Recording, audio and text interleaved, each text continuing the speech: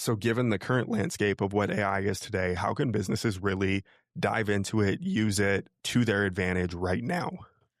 I'm not saying AI is not a big deal. I am saying that you have to deal with what's happening now. Yes. And you have to be able to break it down for your customer.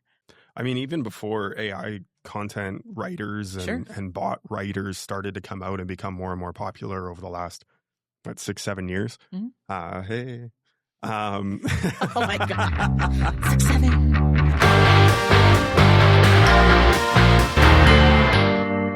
This week on Let's Vent, I am joined by Colleen Keyworth, CEO of Online Access, past president of Women in HVACR, and one of the most connected people in the trades. We get into what AI is actually doing in the home services right now. Not the hype, not the fear.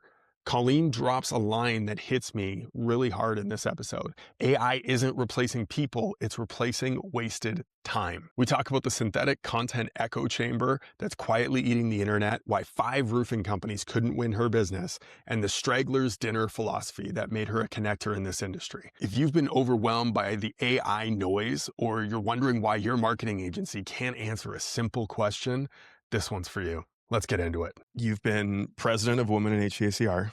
You've been president of the International Women's Network in air conditioning. Check. Or in cooling. In cooling. In cooling, technically. Top 40 under 40. Check.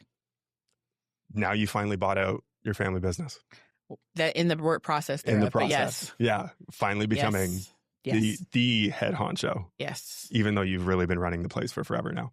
Kinda. It's been definitely very frustrating, but I'm actually, it's so funny that hindsight's 2020, but like all the times I thought I was ready to do it, I'm so glad it's happening now. Yeah?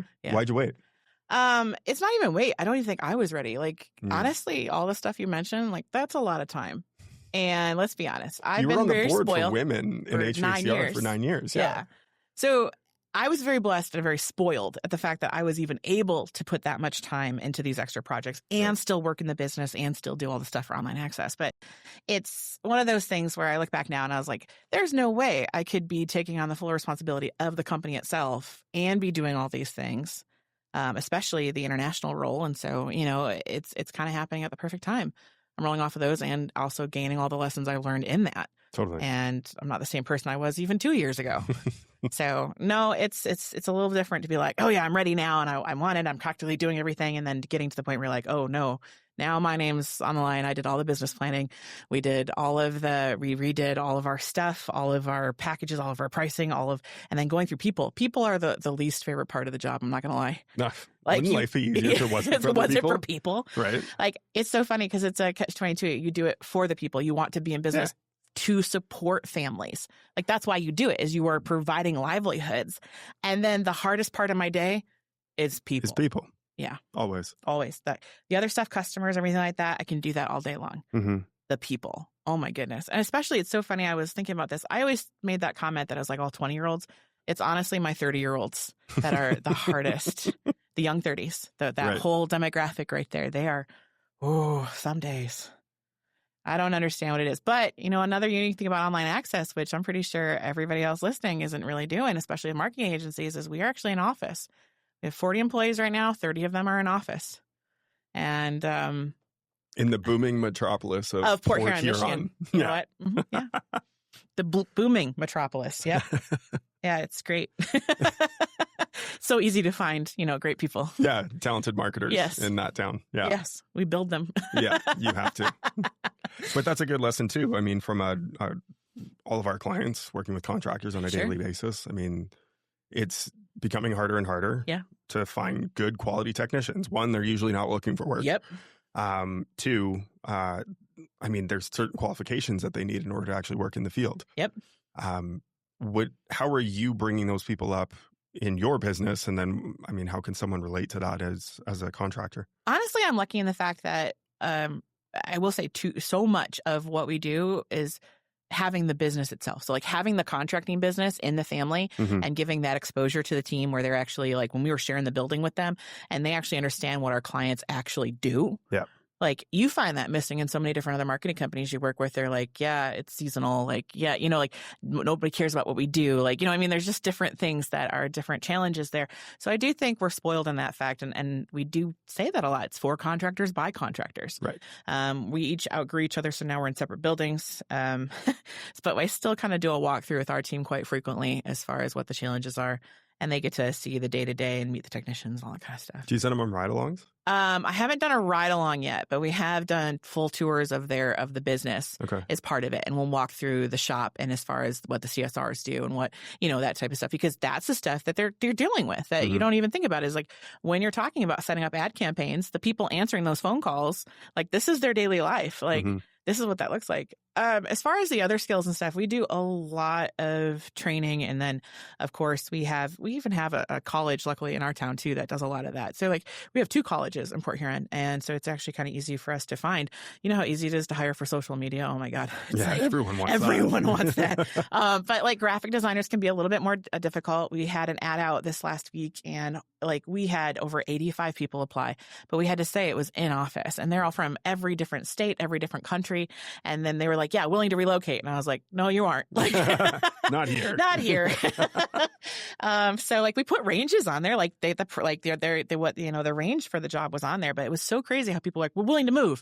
And I was like, it's in office. It's not remote. I don't think you understand. Like, but no, we actually get pretty lucky with the staff that we do have and we're able to hire for. I say programming is a little bit more challenging because we actually do full-time programmers, but we have the college that we work with quite closely. And we also have the County Tech Center. And so we partner with them. And I think if you guys have seen our Facebook, you've seen that we actually bring a lot of those students in and we do full tours of the office and mock interviews.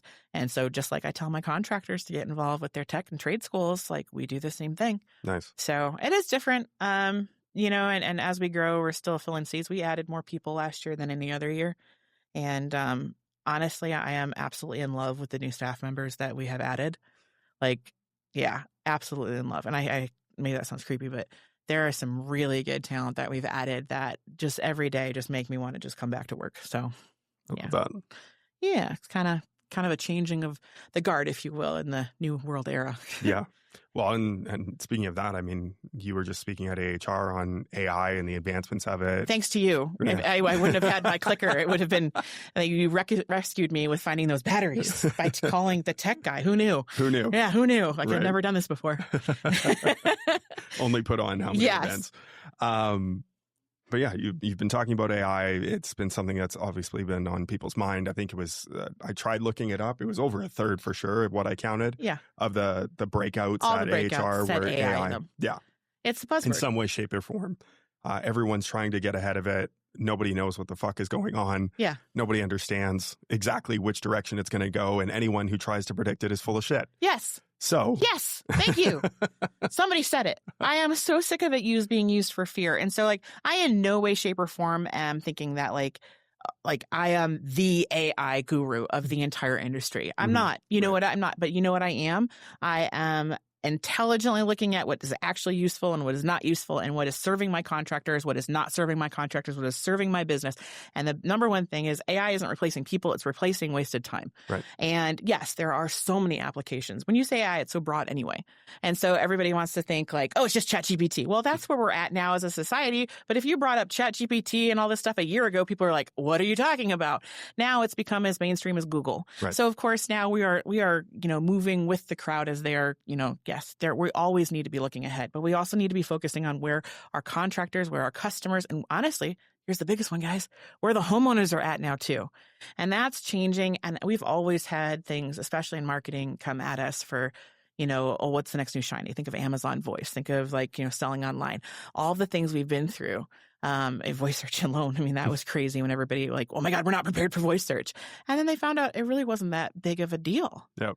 I'm not saying AI is not a big deal. I am saying that you have to deal with what's happening now. Yes. And you have to be able to break it down for your customer, because throwing the fancy words only creates fear and they don't know what you're talking about. And like some of them want to be up there. That's fantastic. Most of them just want to know what's going to affect them in their daily lives, their business. What do they need to be prepared for to make sure their business is being found, and what are their homeowners interested in? Yep. And so I guess that's all I currently have been doing, is just navigating that, giving them what's happening now, where the legality is, where ethics are right now, all the different tools that they can use in their business, what they can build if they want to do integrations or anything like that. And yeah, if you want to go after Zap and say you're just a Zap wizard, it's not AI, fine, whatever. But there's still automations that save a lot of people time. Yep. And then you're getting into agentic, which is a whole nother side of it that, just at least being able to introduce it so people can talk about it intelligently. Correct. And that's kind of, I feel, where I'm at. And then honestly, being aware of where content's going.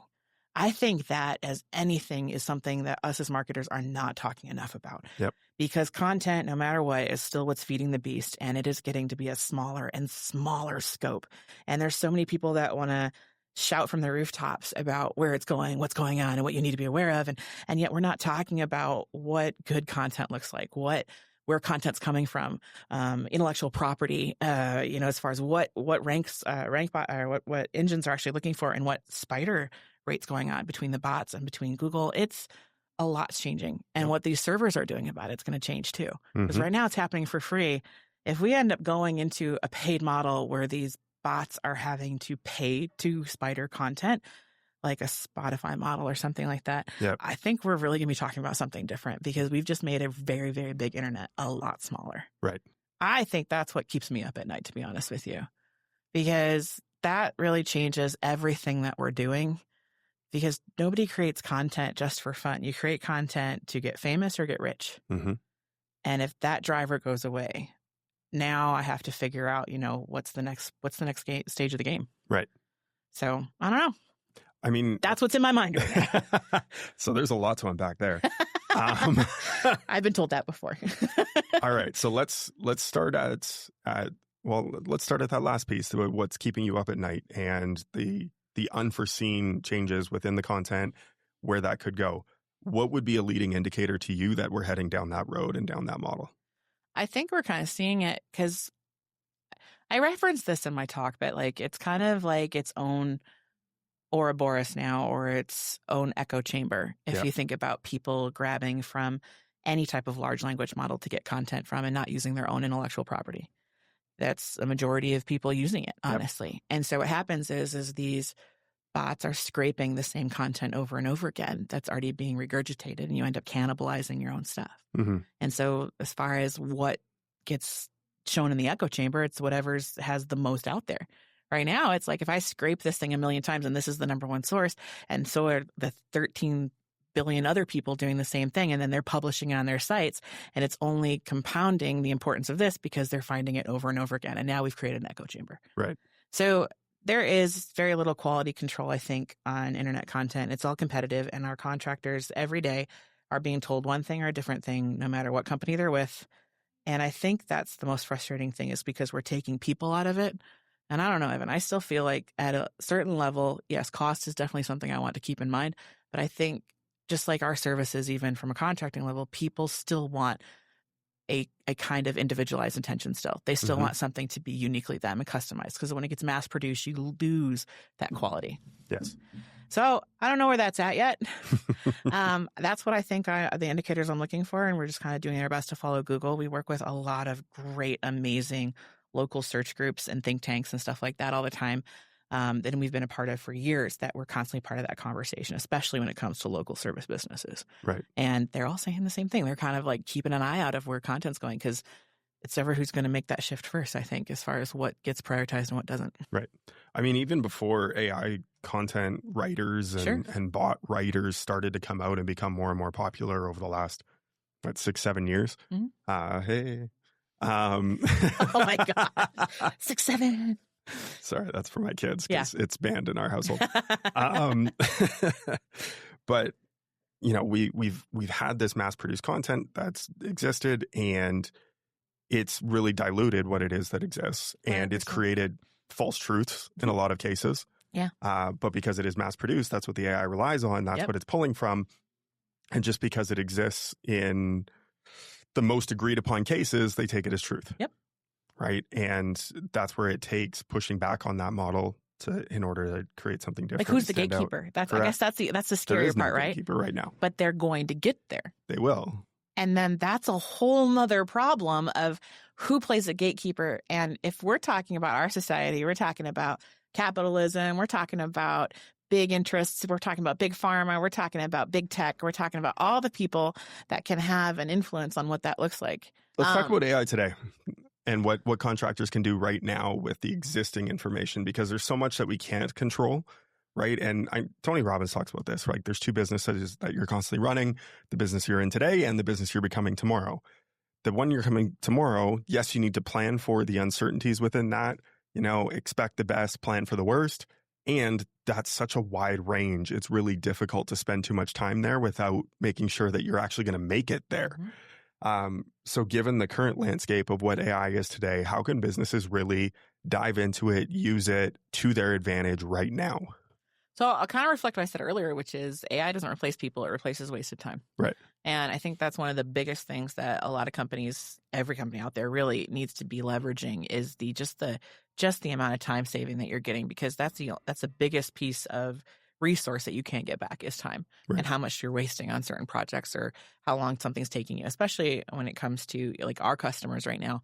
There's so many inner office stuff. And I know now the smaller guys I'm working with, like the 2-truck guys, and they only have like 4 or 5 people or anything like that. But being able to get their time back by being able to use AI for lead follow-up or answering or communications or billing or any of these services that used to make them spend hours at the end of the day doing all of their invoicing or reporting or anything like that.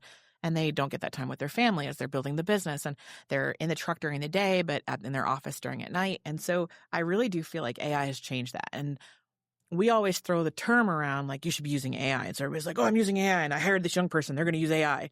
And we don't really ask like what. And I think Tersh lays this out best actually when he says, you have to start with what you're actually doing. Like, what is the flow that you're looking for? Do you have an ideal flow?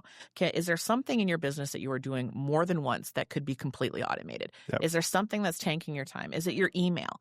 Is it, follow-ups? Is it call listening? Is it answering the phones in general, or just booking the lead, or looking for how you're dispatching your guys for efficiencies and where their route is, or how you're doing your maintenance calls, or how you're, renewing your maintenance subscriptions?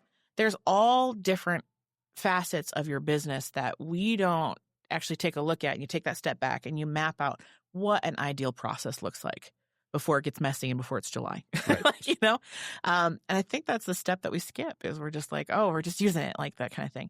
And the cool thing is there's a lot that you can write for your business using things like webhooks and zaps and all this kind of stuff. Yep. And there's automations, and, people can poo-poo on you about for that. But honestly, automations is a key place to start. But then there's also existing tools that you can lean into, which I find I do a whole presentation on that of just existing ones that we've used that have saved so much time.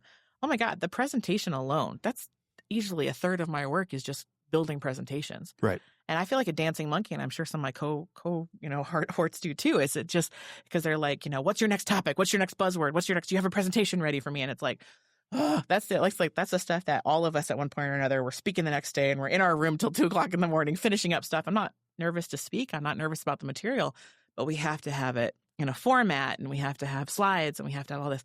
AI has saved so much time in just being able to brain dump everything that you're going to do anyway, and then put it in a presentable format. Like for me, that's been my biggest thing. Right. Now for contractors, not so much. So for contractors, I'd say things like, email templates and reach out, customer touch points, like mapping out what that actually looks like. Most people have a maintenance program, but they haven't talked to their maintenance customers and God knows how long. Right. Other than the reminder that they have to do their next visit.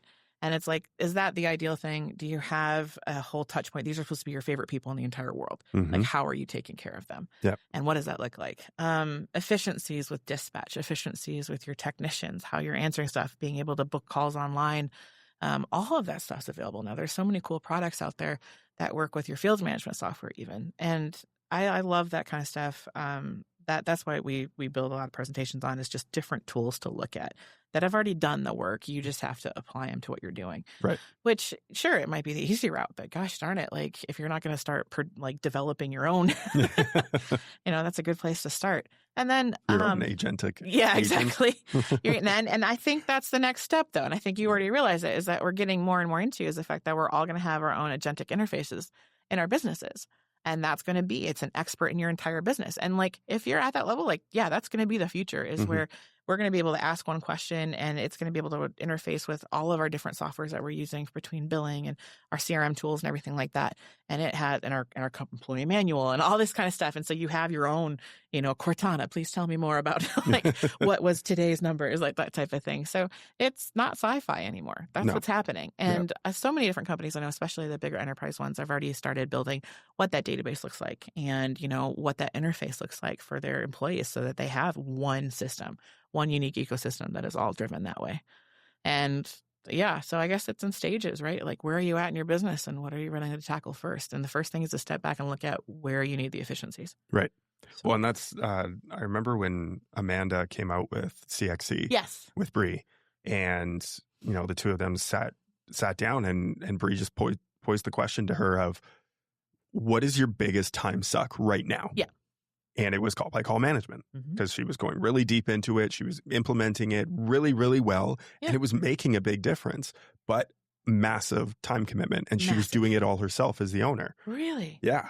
I didn't realize Amanda was taking that much time. She was, because it was that important to her to make sure that huge, it was done right. It's a big waste, yeah. Absolutely. So that's why they started CXC. They built it for Grasshopper and then rolled it out afterwards. And they're making advancements to it and cool. Well, you and I as marketers, we like say that all the time. The number one place it's lost, like everybody wants to blame marketing companies, but we'll send you the lead and we'll show you exactly where it ended up. Totally. Oh. So I imagine Amanda was crying sometimes in the middle of the night, just being like, what happened? Yeah. Well, and I mean, CXC is on the sales side, right? It's a really competitor, but yes, absolutely. Being able to listen on the calls and do all of that and have the AI agents that can catch all the missed calls. And we have that built in for clients that we do and send them a missed leads report every day with an opportunity score on it so they can see that. But I think that's the important thing is like, where is your time suck right now? Yep. And then implement one thing. Yep. One thing. Right? Like you gave like 75 examples there of things you could do. But one thing, like what in your business? Yes. And just do that. Yep. And if you try to implement too much too quickly, you're going to fall. Right. And so it's going back to. It's overwhelming. It is. And absolutely. I think that's with any good thing. I think, gosh, how many times have we heard where you put your focus on is where you're going to see the results? Yes. And we could be out there saying like, we're going to do all AI. We're going to do it all at once. And yet, is that really going to be the most effective thing for your business? Because you're going to be pulled in different directions. And are you actually getting it right? Yeah. Because as we all know, and I think we've all heard this, is that the most successful AI includes human interaction. Right. And if you're not doing that, if you're just letting, an AI program run with that or going with their suggestions without any human input, you're not going to see what you want. Right. So. No, 100%. But the next level of that is being able to get your team members involved, get them to implement one project while you're implementing one project. Now you can start to see that snowball effect. But you already at least have at least some established guidelines and stuff in place. As long as you've already built one product, you already know what you're doing with what you're building out, and your team's comfortable with it, and then you have a place to start. Correct. And my favorite thing, if you don't know how to implement it, go to AI. Yeah. It's so funny. Use the test to take the test. Exactly. And they'll tell you. It'll lay it right out. Here's your step-by-step procedure on how to do it. There's nothing new under the sun, I swear. Right. So in this movement towards AI, towards all this other stuff, we talked about content and being able to decipher what's true, what's not true. What about what's authentic and what's not authentic when it comes to content? Like, is it actually this person that's talking to me right now? Marketing isn't magic. It's math. At Free Agency, we've got the formula tattooed on our brains. We are not a digital marketing agency. We don't just throw things at the wall hoping they stick and call it strategy. We're a fractional CMO. The people who come in, grab the wheel, and drive your growth like it owes us money. Our system isn't guesswork. It's battle tested at the highest level. Last year, our clients averaged 45% growth. We've taken companies from 8 figures to 9 in just 12 months. And here's the kicker. We don't do it by blowing your budget. We do it by spending smarter and focusing on 4 core moves. 1, branding, to drive your brand in your market. 2, paid leads. We bring in high intent leads into the business, customers who are ready to buy. Conversion, focusing on turning those leads into clients. And lastly, nurturing, to increase the lifetime value of every single client. Every step is intentional. Every dollar is tracked. And if you're spending $1 million a year in marketing without a 10x return, you're flushing money down the drain. We work with ambitious, no BS contractors who don't just want to try marketing. They want to win. So if you're ready for 50 to 100% growth in the next 12 months, let's talk. At Free Agency, we don't just play the game. We rewrite the rules so that you win every time. It's getting harder and harder to tell, right? So when I start my presentations, I usually start with this. I said, the number one thing you need to remember at the end of the day is anything AI derivative, if you're just getting it from Chat or Gemini or whatever you're getting it from, is just synthetic. Right. It's completely synthetic.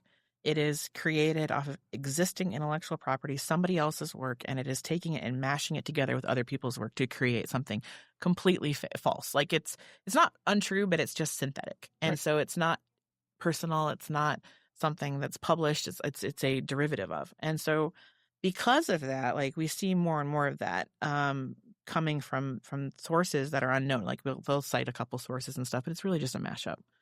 And I think that's like when you start there and you realize that. Now, when I do articles or when I do presentations or anything like that, I am definitely one of those people that can't look at a blank sheet of paper. Like I could just stare at a blank sheet of paper and be like, like I can't do this. But like if I'm able to talk to my AI, like I think so many of us are, we just bring it up and we're able to say, okay, if I'm going to talk about this topic, just like I'm talking to you and have the whole thing recorded and then talk about different stages of what I want, everything like that, lay that out on a paper for me. And then I'll have it ask me questions and then I'll answer the questions and then we'll kind of lay it out from there. Oh my God. I've actually was turning out 6 or 7 articles last year, which used to take me so long to do, but getting on par with that. And then I have another ghostwriter that helps me with that. And so I've been able to do both has been like a huge time saver for me because that was something that I sucked at. But it was all based on my intellectual property, whether it was my presentations, my answering the questions or my interviews and stuff like that. So that's going to be honestly one of the biggest differentiators is where the source is. And now that we are seeing a duplicate source over and over again because people aren't using their own source material or their own intellectual property, that's where you're going to start seeing repetitive things that sound false, that sound fake. And I think more and more of us are getting into what looks fake. And I think as homeowners and consumers, we're also seeing that. You're being more choosy with the content you see on TikTok. You're getting more choosy with the content you're seeing in ads. Heck, most of us were looking at Super Bowl commercials this last weekend and being like, which one of those are AI? Which ones are real? Like everybody was debating what the Budweiser one was or what the polar bears were obviously. Like, you're getting into that now where we're being more discerning as a society about what's fake and what's not. For entertainment purposes, we don't care. Mm-hmm. But when it comes to like ads, or market things or contests or content on your site to set you up as an expert, we're more discerning. And homeowners we're seeing whether they interact or engage with the content is solely based on whether they actually think it's real. And it's not just spammy internet content just for search. Are you finding that's different based on the demographic of the audience? So yeah, I think that's actually because it's Google that just made their big update this last month. Right. And so it's more about time on page, time spent engaging with the content because it's all one big popularity contest, right? They're trying to see what content's real. They keep making more and more updates and adjustments to their algorithm to see because they have such a flood of fake content. Mm-hmm. And now they're saying, okay, is this content have value? Is it just search spam?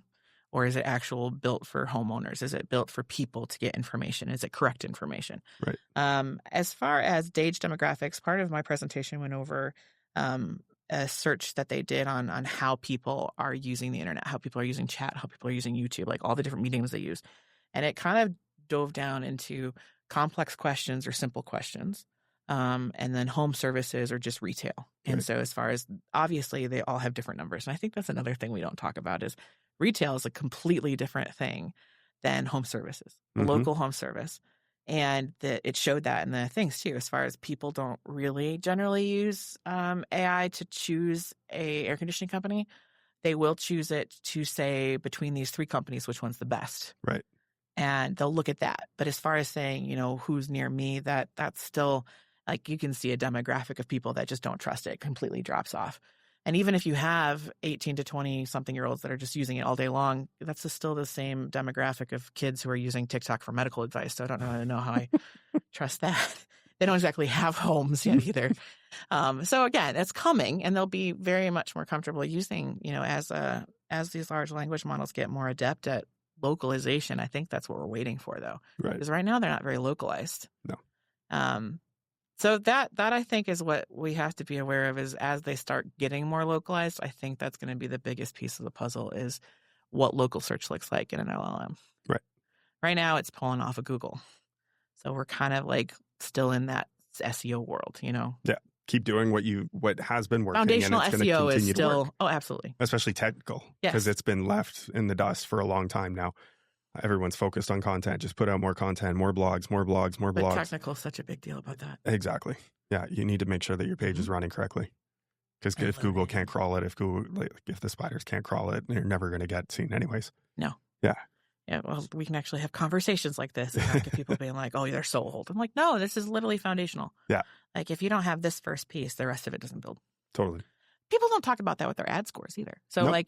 like my ads will cost less because our page quality scores are so much higher. Right. And yet, I have to recover so many different clients who they come to us and they're like, well, they just told us that we need to spend ads. So we're already spending $5,000 a month of our budget that we pay this marketing company just on ads. And yet their pages or their landing pages are complete garbage. And it's like, cool. Like I'm sure we all clean up after each other at some point, but holy cow, it just seems like there's so many inconsistencies. I feel bad for our clients sometimes. Of course. Well, and to give agencies a little bit of credit, it's not easy to do. No. I'm so glad that I'm not in the agency anymore. I bet. So we have roughly about 500 clients. I mean, you had this conversation before. Yeah. It wavers. So we may be like, well, as far as HVAC and plumbing guys, I would say it sits around 4 something. Right. And so we do have other verticals that we do too. But still, that's a lot of websites. Yeah. And so that's 26 years worth of websites. I have guys sitting on a template that I would not want to show anybody that they don't want to redesign. They're just happy where they're at, right? And it's like, okay, well, that's cool, but this is available to you. This is what the 21st century looks like. Right. And so then there's also, people that have sat with you so long or just are happy just to have a landing page in the sky. Like, that's it. Like, that's all they want. And then there's some people that, of course, they sign up with you and they're like, okay, I want everything. Like, and those are the ones that take most of your time. And then I have a lot of guys that we can reach out to a million times and they just won't want to. And then suddenly, this is my favorite part. Suddenly, full candidness. I mean, like, suddenly the sun takes over, or or they have a marketer come in, or they go to a show and somebody inspires them. And then they call us up and they're like, we're going somewhere else because you're not doing anything for us. And I have like emails to show them all the different things that they have available that we do that too. Right. But at that point, they've been sitting on our web services for 10 years and they were comfortable where they're at, but now their son's taking over and he went to college, so he knows everything. And, they want to move somewhere else. I really don't blame them. To a certain extent. Is it frustrating? Sure. Because you're like, hey, we offered this, but, you just kind of sit where you're at. And it's something shiny and new, but you've been sitting with the same thing for 10 years. Of course, you're going to look for something new. Yeah. It doesn't hurt my feelings so much anymore. It's just more like we just have to keep up that constant communication. Right. So, no, there's a lot there. I think agencies get a bad rep sometimes because it is a constantly changing target. Yep.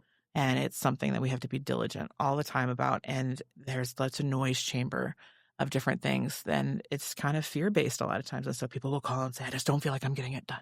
Right. I'm not feeling it's great. I need to go somewhere else. It's very, very, very competitive. Yes. So I do have a question for you. Oh. All right. So we're seeing more and more TikToks, reels about like fire your marketing agency. And this is not even HVAC specific. This is just marketing agencies. Yeah. And they're saying, now the new age market agency is just 3 people and it can handle 1,000 clients and it's all AI derivative and we can build websites overnight and you can do all your ad spend like that. And so this lady gets on there and she said, I own a multi-million-dollar marketing agency and I only have 4 employees and we handle X amount of customers and stuff like that. There are so many more of those popping up with the whole AI trend and stuff. What are your thoughts?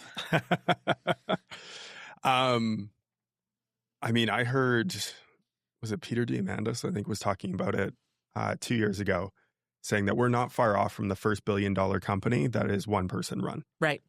And I do believe that that is something that can exist and can happen. I don't think that that is something that is sustainable within a marketing agency because people still crave that people-to-people contact. Yes. And they want to make sure that shit is getting done and moving the needle forward for them. Absolutely. And if you don't have someone that you can connect to that isn't an AI agent, then it's probably not going to work. Can more work get done by AI now than when I ran my agency? Absolutely. 100% agree. Without question, right? But what it's allowed you to do is to take that team of 30 people who used to serve 100 clients or 200 clients or whatever your breakdown was, maybe now they can serve 400 or 500. Sure. Because they can get more work done in the same amount of time. And hopefully you are paying them more as well. And you're not just pocketing all that money for yourself. Yeah. Right. Right. Hopefully. I mean, at that point, if they're doing the work of like 5 people, like right, we're still saving you money. Yes, still very much so. Yeah, I wholeheartedly agree. I still think it's that personal touch because that's going to become the commodity. Yes. That is going to become the thing that people crave is the individuality. Yep. It's the customization. It's the being able to talk to a person because I actually am damn impressed with AI agents and the talking ones especially and everything like that. Yeah. But as soon as they announce that they're an AI agent before the call starts, automatically something in your brain switches off. And as a consumer, you just like, it's not going to be the same. It's not going to be good. Yeah. It's not going to be, if more and you more. can hear it in customers' voices when you're listening to those calls. Immediately. Yeah. It just shifts, right? Yeah. And they're automatically dissatisfied because I deserve a person. I need to be heard. And you know what? You're never going to understand me the way a real person does. Yeah. And I can relate to that. I've definitely had that as a consumer.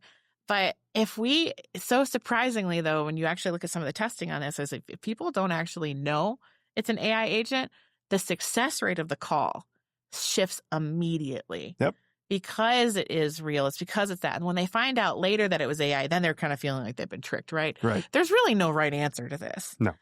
Because you do have to disclose it, obviously, for many, many reasons because people get frustrated. But the technology is so there. And we could handle a lot of just basic customer support needs with that. But the feeling that it manufactures in the client is what you're losing. Yes. Because you're not getting that attention because their needs are what they care about at the moment and they want to feel heard. Right. And it's never something AI is ever going to be able to accomplish. Mm-hmm. And I think that you're dead on with that. And I feel bad for AI call takers and all the other stuff that we're doing with that because it's still, I think there's ways to use that and to like enhance what your existing CSRs are doing. Yes. But never fully replace. Yep. Because it just is never a Cinderella story there. Yep. 100%. Well, and I've heard of success stories on the CSR front where either they just use it for the greeter rollover. Yep. Or yes, the opposite side of it being the greeter and saying like, I'm here to help direct your call so the right person can help you. Which is way better than the phone tree. Absolutely. Yeah. Yeah. Like press 1 for sales, 2 for like service. Yeah. Like now it's like, hey, we can have a real conversation exactly. and I'm going to point you in the right direction. Absolutely. And it's much friendlier. 100%. I always say rollover for busy seasons, the call greeter, definitely as far as the receptionist, that's a great role because you can get a really cool message in there. It's very, very friendly. And then they can take down all of those calls because your CSRs are easily taking like all these spam calls. They're the gatekeeper. They're 100% the gatekeeper. Yep. You know, it's like when somebody from Online Access calls your company and says, I need to speak to Bob, the owner. And they're like, yeah, sure you do. Right. Like, that's like number one. Like, I'm like, no, really, we're a real company. I swear. We do your website.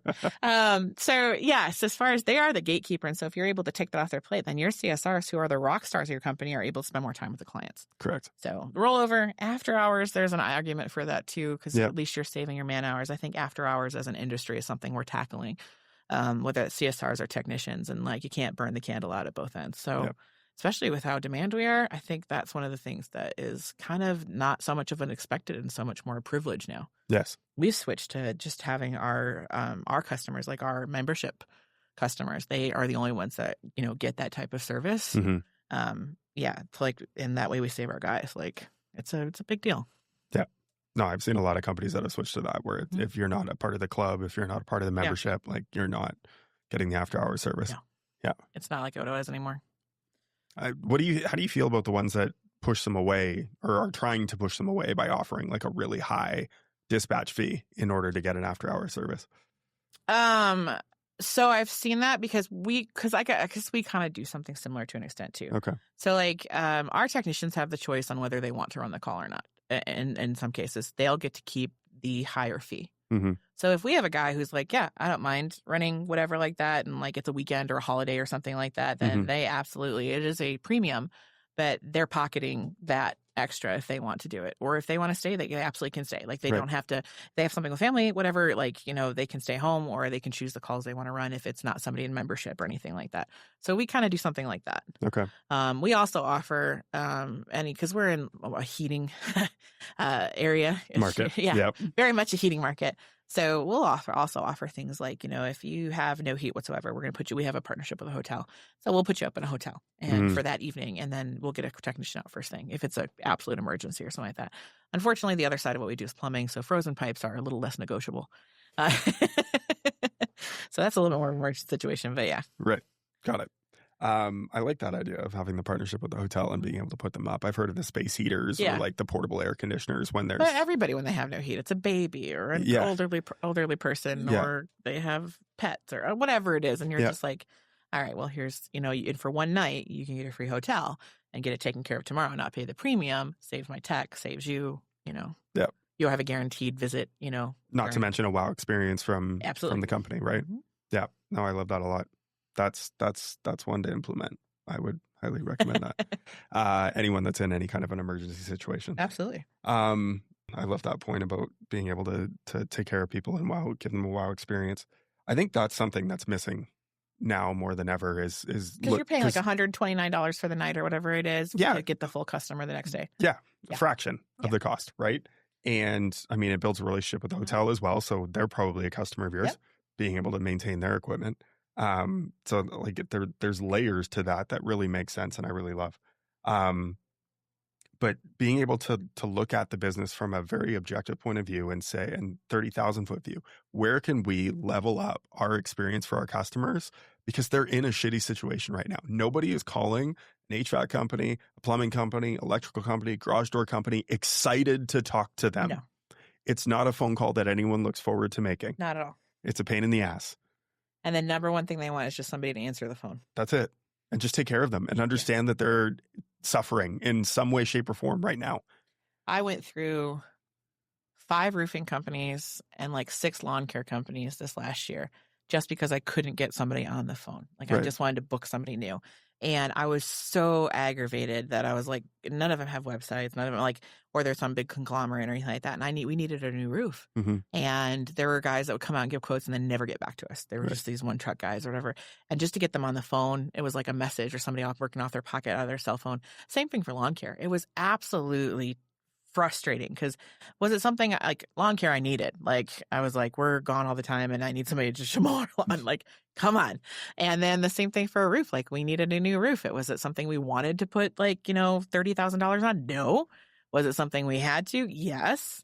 And so getting just a quote. But you know what? We finally got a hold of somebody and it was actually through an online thing because, your phone's always listening. So marketing at work. Yep. And so they found me because I had already started looking at stuff locally and it was actually a bigger company. And then next thing you know, they're like, you need a roof, don't you? And then so I got on some list and then they contacted me through, I don't know if they contacted me through text message or Facebook or something like that. And I was like, yeah, sure. Send out a free quote. I don't care at this point. Right. Right. Because I'm Just obviously in the market. Right. Yeah. And so the guy that actually came out did a full drone he looked at both things, more things. He actually went inside the house, like all the things you're supposed to do. And as somebody who grew up in a service company, I was like all these guys that came out last time, they walked around the house and then gave us a quote, right? And he did both the barn and the house and they went up into the rafters. He actually walked up into the attic, looked at it, looked at all of the different, areas of it. And he took pictures and then he took a full video and he came down and he just worked on some numbers and stuff like that. And then he brought in examples and the whole 9 yards. And I was like, at this point, I don't care how much it costs at this point because I'm so exhausted by the process and the fact that I just felt so much more confident at the personalized attention, at the fact that they had a full website. I was able to ask questions. And then the guy was super sweet. I was like, we're good. And they're like, yeah, and we can get you next week. And I was like, done. You know what? And he was like, here's financing options. And I was like, done. So that's awesome. We had already used some of our home equity and I did financing on top of that. And I was like, that's amazing. And so, that way I was able to just put it down as a payment. We were able to use the money for other things in the house. And no, it's being on the other side of it and recognizing it. It's kind of funny though too, because you're like, I see what that is now. I know where it's coming from. I think that's kind of one of the things that people crave is still that attention and being able to get a hold of a person. Mm-hmm. And it's so maddening when you get an answering machine, when you get an AI thing, or when you get a form that you have to fill out or whatever. And some people don't want to talk to people. Maybe they'll just want to text, but they still want to text a human. Yes. And I think there's something to be said for that too. And that's, I think, where I don't think that's changing anytime soon. I really don't. I really think even when they do discover who their company is, that company better be prepared to take the lead. Right. And that's where we find things miss the mark, is like, as a marketing company, you've done ads and campaigns and stuff that have lined up so many leads. And then we find that they don't have the capacity to take the call, or the people answering the call say, oh, we don't do that. And you do. Those are my favorite. Or its overflow is some technician in the back of the shop. And that's been a good one too. And they answer the phone call and they're like, I don't know if we do that or not. I'll have to get back to you. And it was like a $30,000 commercial job. Like, oh God. And those are the ones that make you want to cry, because you're just like in here, and then you have to sit with the owner and listen to the calls together and just be like, all right, you can get mad at us if you want, but here is where the issue is. Right. And that's going to continue. Yep. So I do think that, I think the individuality is the biggest thing we're going to leverage, is being able to be personal. Right. Especially in a world where everything's AI. Right. Well, and on that personal front, the last topic that I wanted to touch on was legacy. Okay. A lot of home service companies, there's a legacy that they're hoping to leave, whether that's for their families. There's a lot of exits that are happening, being able to leave a legacy through financial means. I did reach out to a mutual friend of ours and asked for some feedback on you and the legacy that you've left. And she said that Colleen was one of the first people that I met when I entered the HVAC industry, a true promoter of the trades and women. The work that she has done with various organizations is nothing short of amazing. Women in HVACR, INWIC, to name a few. Colleen is a connector. And if you need help in any area, she is the go-to person. And that was from former past president of Women in HVACR, former Woman of the Year as well, Lori Shaw. Yeah. I love Lori. She's fantastic. But you're someone who has already left a tremendous mark on the trades. You've been a giver of content, giver of knowledge. You've been able to dive into so many different areas and then speak for those who didn't necessarily have a voice when you were growing Women in HVACR with the team of people that you had there. You've made a tremendous mark on a lot of people so far. So what is the legacy that you are hoping to leave moving forward? Honestly, when I started with just getting into the industry, I didn't have any master plan or anything like that. So it was roughly 13 years ago, and I just followed my dad around. And, learning from him or just meeting people and stuff. And he kind of has this too, but I guess my biggest thing has always been inclusion. And I mean that in a very much like, there's no such thing as, industry vertical boundaries, like between distributors or contractors or manufacturers, like that. My dad early on, and he kind of had this attitude, and I just refused to believe it. So maybe this is talking too deep, but he really did feel like for a long time, vendors were very much treated like second-class citizens. Mm-hmm. And I always thought that was kind of squirrely, considering we pay for most of the stuff that goes on. And I just refused to let that be a boundary in any of the connections or the events or the things we went to or what we did or got involved in. And I'm not going to lie, being involved with HVACR opened a lot of doors. So that meant that I got access to conversations with companies and people and go to events that normally maybe I wouldn't have been invited to. But I think that mentality has shifted pretty drastically over the last couple of years, which I love, because now it's like, I don't see limits as far as like some people are like, oh, I'm really just in the contractor level, or only really in the manufacturer level, or I'm only in distribution or whatever like that. So I do love the fact that because we're a vendor, we've been able to kind of weave our way into all of it. And I have so many different friends from all different levels of the industry, and women help with a large part of that. And yet I've been able to bridge gaps in some of that naturally just by introducing people and being like, oh, I know this person from here and I know this person from here. And I love that Women in HVACR's event remains open to everybody. Mm-hmm. And so you are creating that. It's one of the very few events where you have a manufacturer sitting next to a contractor, sitting next to a distributor, sitting next to a vendor, and they're all decision makers, right? Right. So I don't think we talk about that enough. I think that's kind of making a very large, small industry feel a lot smaller because you're connecting. I always did dinners or something like that. I think I will see that as my superpower. I learned that from my mentor, Patty, is being able to do a 10-person dinner in a private room at the drop of a hat in a nice restaurant at like a busy city in like 2 seconds flat, and nobody is excluded. And I really felt really strongly for that. And as we were doing service worlds and stuff like that, all these groups would go out to dinner, and I'd started what was called the Stragglers Dinner. I called it in my head the night before the event, where anybody who didn't have an AB group there or wasn't there or was another vendor or whatever like that, they just came. We just came together. I'd have my competitors there too. Like, and then it just became something they're like, well, what are we doing tonight? Just call Colleen. Like, so I guess that's how it kind of started on a grassroots level, is that kind of stuff. Is I still very much always like to have something in my back pocket. I never go to an event without some sort of large scale reservation, so that whoever wants to gets to come together and meet. And especially people starting the industry, I don't think you should ever enter a room alone when it comes to a reception or a party or anything like that. Always have a buddy, because you're always going to meet twice as many people. You're always going to be able to meet someone you didn't meet before. And it takes away that anxiety or that, like, I'm sitting by myself, which I remember early on, like being at those receptions and just sitting at one of the, like, you go to the bar and get your drink, and that's the first thing that in your mind, you're like, okay, I don't know anybody here, but I'm going to go to the bar. It's something to do. And then you get your drink, and then you stand at a tall cocktail table and just look around and look for people you know.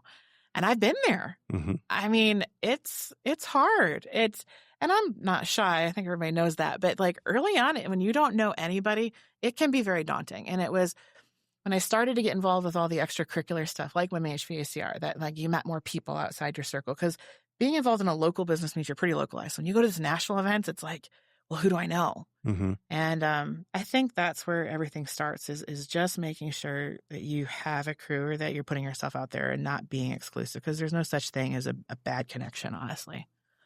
So I guess that's my philosophy. And then the other one was always work till you no longer have to introduce yourself. So I love that.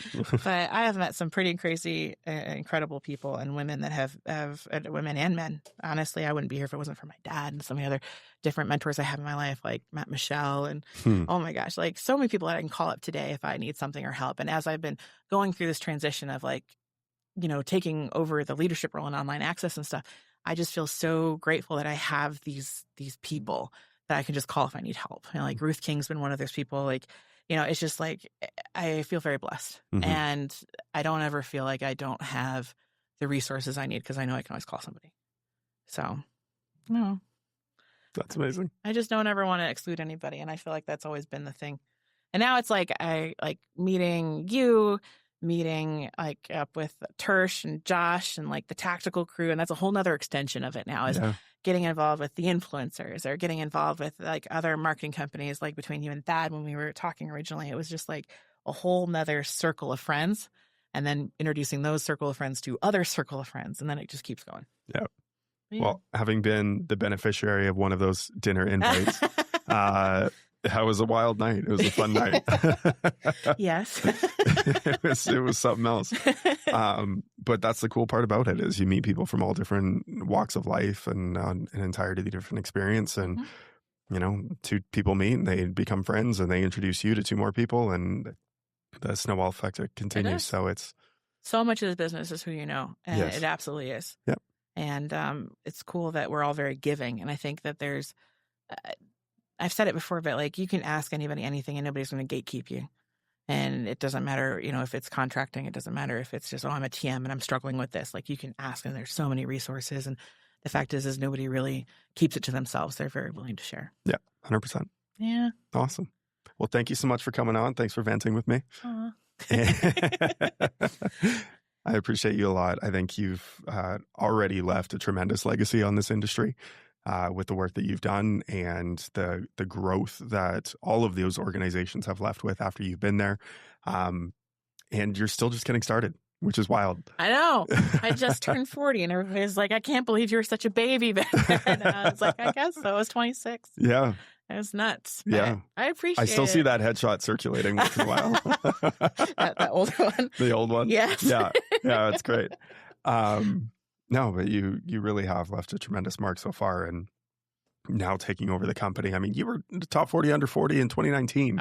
I was 33. Yeah. Yeah. I was 33. You could have won it for 7 more years. I wanted to get it out of the way. Yeah. I just wanted to get it out of the way. So totally. Yeah, no. I actually had been nominated for 32 and I didn't get it, but then the next year I got it. And that was actually 33 was one of my favorite years. It was like, I felt very blessed because I felt like I was just catching my stride. Right. And that was pretty cool. But no, now it's like, it's kind of fun because I've nominated my other friends for those things. Mm-hmm. So being able to write the nomination things for different people for that, for Women of the Year, for all that kind of stuff. And I think those are some of my favorite moments too, because it's kind of a unique club of people though too, like where you're just like, now you get to pass it on. Totally. Yeah. Yeah. No, I had a great time. Well, thank you so much for coming on, and we'll see you at the show at Epic. Yes.